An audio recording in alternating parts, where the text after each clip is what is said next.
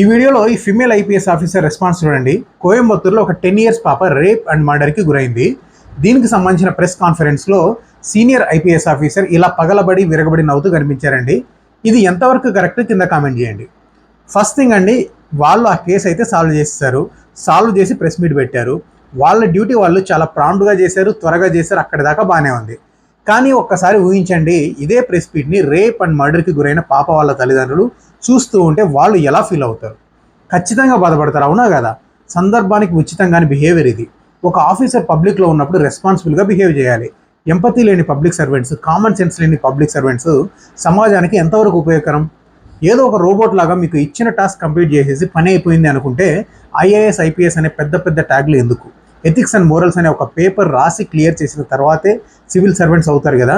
మరి ఆ moral behaviour ఎక్కడికి పోయింది?